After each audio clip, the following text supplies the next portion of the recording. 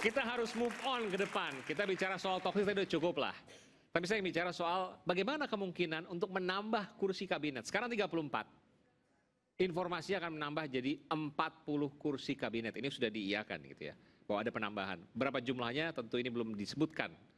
Tapi informasi yang beredar di luar sana 40 kursi kabinet artinya nambah 6 kursi kabinet lagi. Pertanyaannya, mungkinkah? Bagaimana caranya? Bung Refli, pakar hukum tata negara, silakan. Iya, yang saya khawatirkan pragmatisme bertambah-tambah.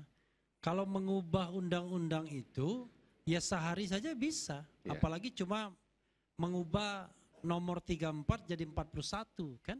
Mudah sekali itu Artinya nggak ada masalah dong mau nambah 40 menteri, 50 ya, menteri. jadi masalah lah bagi rakyat Indonesia kan. Masalahnya karena kalau ada penambahan berarti kan resources yang digunakan semakin besar.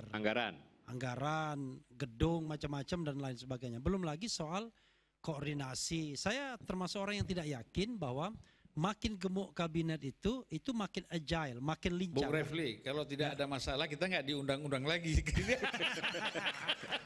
Ada dong. Jadi kita masalahnya yang substansial, jangan masalah yang beginian.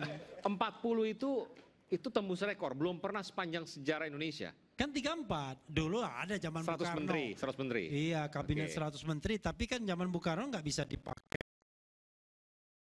Suka-suka dia bikin kabinet. Kalau ini kan kabinet dipatok di undang-undang. Jadi undang-undang itu kan dua mengubahnya. Dengan cara mengganti atau merevisi undang-undang tersebut melalui mekanisme biasa oleh DPR atau melalui Perpu. Nah, yang saya dengar adalah Yusril sebagai ahli hukum tata negara, backbone dari 02, mengatakan nanti kalau dilantik, ya sudah, bikin aja Perpu. Coba Anda bayangkan ya kan, Presiden terpilih yang pertama kali yang dia lakukan adalah mengeluarkan Perpu untuk menambah jabatan publik di kementerian yang dia pimpin. Kan jelek sekali. Coba kalau dia keluarkan Perpu yang menghilangkan pasal-pasal yang mengekang kebebasan berbicara, misalnya seperti undang-undang ITE dan lain sebagainya, kan keren di situ. Atau yang menghambat demokratisasi seperti threshold, presidential threshold dan lain sebagainya. Tapi ini yang mau dikeluarkan adalah Perpu menambah jumlah kabinet. Kan nggak keren sekali. Selain nggak keren itu, buat Bung Refli, tapi kan itu bicara itu. Oh, Pak, Anda suka keren gak? buat PAN, tambah banyak nanti. Iya, buat peluang. Iya, buat PAN iya. Tapi buat mahasiswa pasti tambah marah mereka kan. Nah, karena buat PAN, itulah, buat Demokrat ya kan? gitu ya. Ya, buat Demokrat juga. Padahal kalau kita lihat ya, 34 itu yang namanya wamennya, wakil menterinya itu nggak dibatasi. Kan ada kementerian yang wamennya 2 misalnya. Kementerian BUMN, bayangkan bagi-baginya kan biasanya kalau partai klasmen atas dapat menteri, kalau klasmen bawah yang tidak lolos parliamentary threshold biasanya dapat wakil menteri kan begitu. PBB, kemarin Perindo dapat wakil menteri kan, tapi PSI, tapi yang klasmen atas dapatnya menteri. Nah sekarang jangan-jangan mau klasmen atas, klasmen bawah semua dikasih menteri. Jadi wakil menterinya nggak tahu kita siapa nanti. Karena itu menurut saya, kalau misalnya, kan saya mendengar ya, Prabowo mengatakan salah satu hal yang ingin dia lakukan adalah memberantas korupsi. Ya kan? Dan dia yakin bahwa dalam 4 tahun dalam masa pemerintahannya Indonesia akan sejahtera. Itu yang saya baca ya di media. Dan menurut saya apa yang dilakukannya dengan menggemukkan kementerian itu tidak inline dengan apa yang dia cita-citakan untuk mensejahterakan dan memberantas korupsi. Karena saya yakin semakin banyak jumlah kementerian, maka rentang kendalinya kan makin sulit, ya kan? Pengawasannya semakin kompleks dan yang terjadi adalah potensi kebocoran semakin tinggi. Dan ini kan sudah terbukti dalam masa pemerintahan SBY ada beberapa menteri yang ditahan, ditangkap karena melakukan tindak pidana korupsi, ya kan? Bahkan dari partai penguasa sendiri. Dalam masa pemerintahan Jokowi baik jilid 1 maupun jilid 2 bahkan beragam partai yang ikut itu kena semua.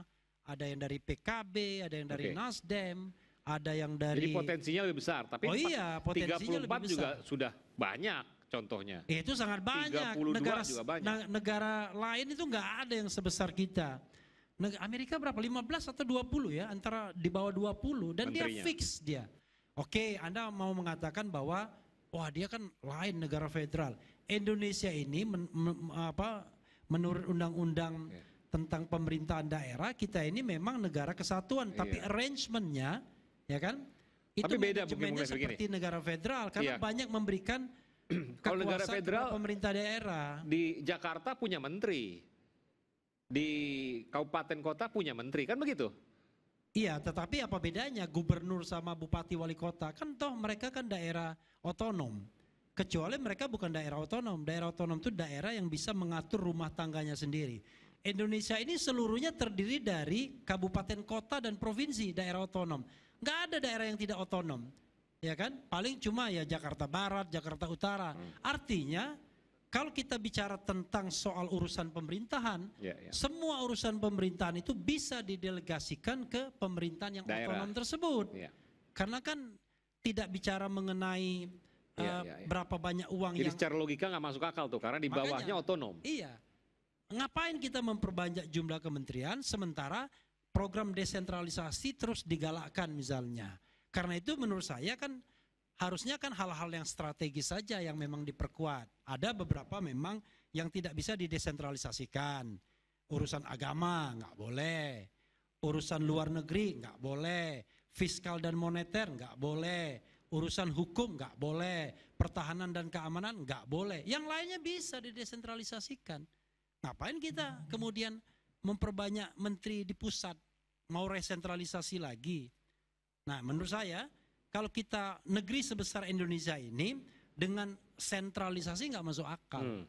Rentang kendalinya makin panjang nggak karu-karuan. Nah lalu di sisi lain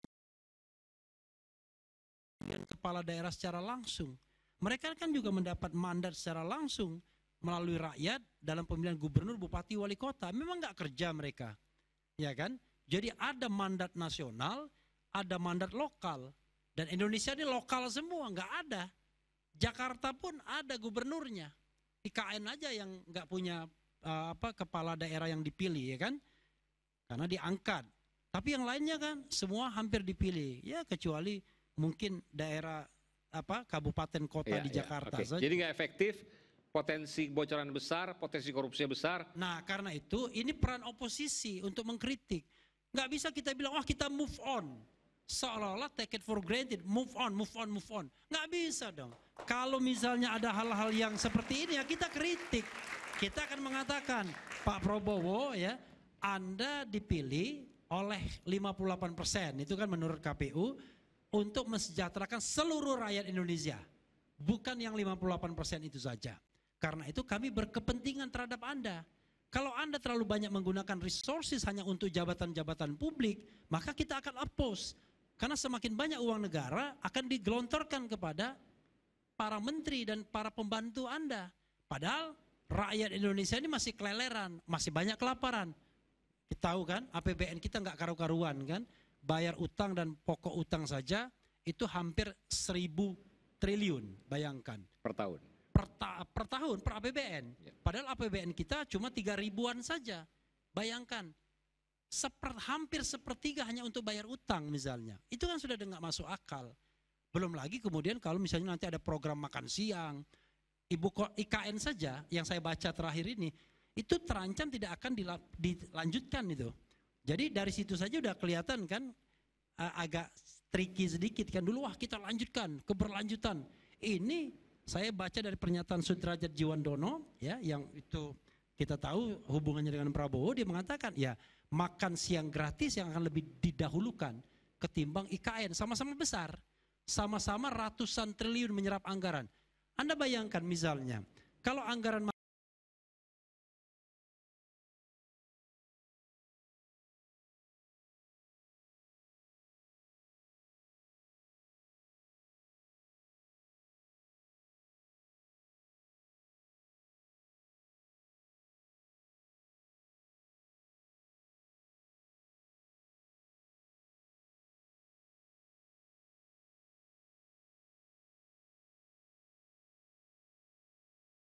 SBY itu memerintah, IPK kita, indeks persepsi korupsi kita 20. Oleh SBY dia naikkan jadi 34. Berapa poin naiknya? 14.